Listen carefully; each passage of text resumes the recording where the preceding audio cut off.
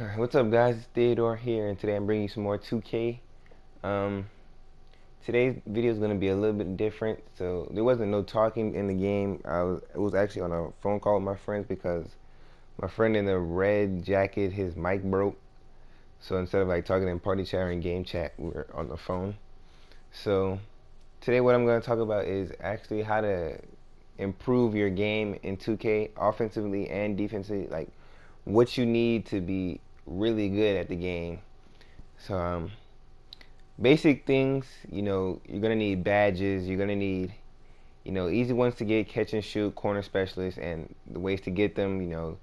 So most people, play on rookie, 12-minute quarters, and then just spam the certain requirement for the badge. So they just catch and shoot every time. They just keep giving them the ball, catch and shoot, or they keep shooting from the corner or whatever it is badge they're going for.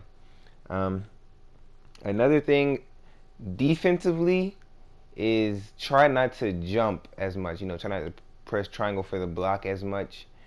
Holding L2, trying to stay in front of your man, force him to drive baseline so maybe he steps out of bounds. That's a few of the things that I try to do. Why I call myself the clam guy, because I try to make sure people can't score on me. If they get past me, then that's when I'll probably try to press square or triangle to try to get a block or a foul. But the most important thing is making sure that your man doesn't score on you, because it's better for you to score on them than to score on you, obviously, if you want to win the game.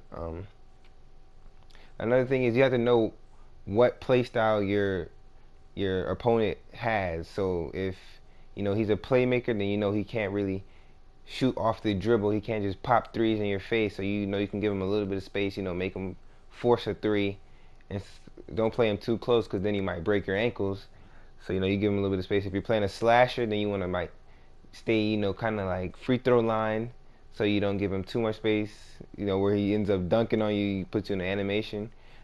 But you can leave him a little bit open from the 3-point line, unless it's the corner, because most slashers, most people in the game have corner specialists, and that's all you need to make threes. My glass cleaner has a 34-3, but since I have corner specialists, I can pop threes like I'm a playmaker or something.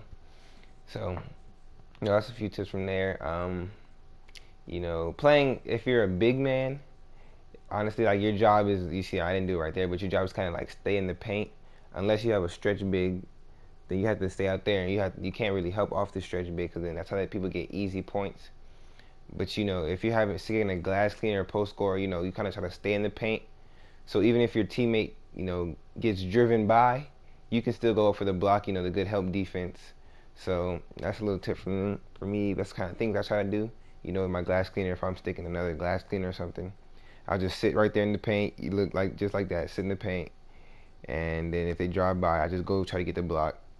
So I just got rim protector too, so that makes it easier. So maybe a tip that most people don't know, but it's actually a really good tip to have, definitely if you live inside the paint, is get posterizer. Because my glass cleaner, before I had posterizer, he would always just go out with layups, and he would always miss them because I didn't have a relentless finisher either. But now that I got posterizer, when I'm down low in the paint, he just goes up for dunks most of the time. About like 80% of the time, he'll just go up for the dunk now. It doesn't matter if somebody's under him, and I only have it on bronze, but he'll go up for the dunk. Another key point is dunk packages, because if you just have regular, one of the side windmills or one hand tomahawk, those are good dunks, but they're sometimes slow, or they're sometimes dunks that are easy to be blocked.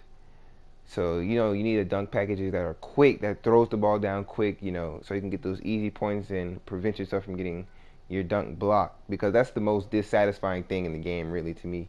So when you think you have a nice dunk and then it just gets blocked, so that takes down your confidence, takes down your morale, and doesn't give you 2 points. And most of the time after the block, you might be stuck in an animation or something, so then they get easy 2 points, and then now your teammates don't want to pass you the ball and all that stuff. So dunk packages are key. I can't really tell you which dunk packages to get.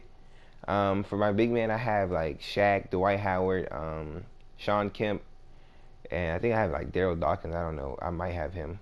But I just like ferocious dunks that he drops the ball down quick, or a dunk that if I'm under the rim, he'll make sure he'll just go up from under the rim and just dunk it down real quick. So those are good ones to have, definitely, if you're gonna get a bunch of rebounds, because as soon as you get the rebound, then you can just dunk it right back instead of maybe getting ripped if you take too long or trying to pass out and get stolen.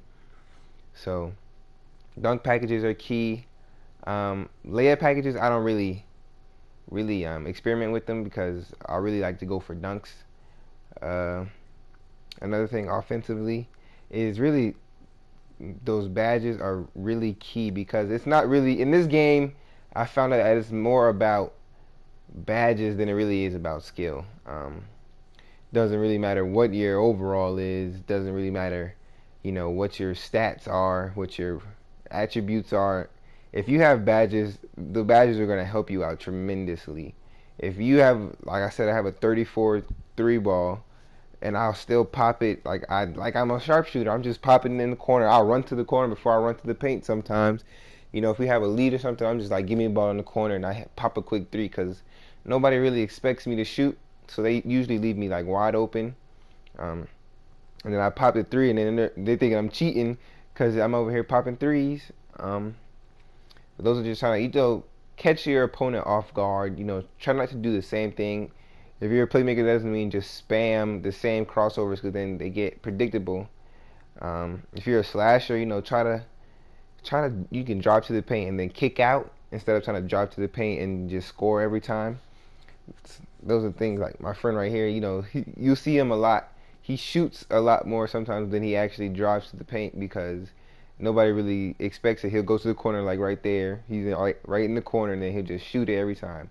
And then that time he missed it, but he has a reliable shot. Um, now back to defense. If you're sticking a playmaker and they start spamming, that's like the best time to press square. So you make sure you have pickpocket. Pickpocket is a good one to have. I got on my point forward, I have pickpocket, but he doesn't really get steals. Like every time I press square, it'll be a foul. So instead of like doing that, just give him a little bit of space, let him do all his spamming, and then as soon as he tries to speed boost to like right or left, that's when I just go to try to stay in front of him. And if he beats me, I just try to press triangle for the block, or the chase down or something, or I'll try to like run in front of him. And some of the time they'll just pass it out, or some of the time they won't. So those are just a few tips. If you guys want more tips, let me know. I'll try to get you a full defensive video if you guys want. Just let me know. So like, comment, subscribe, all that good stuff. Thank you guys for watching, and I'm out. Peace.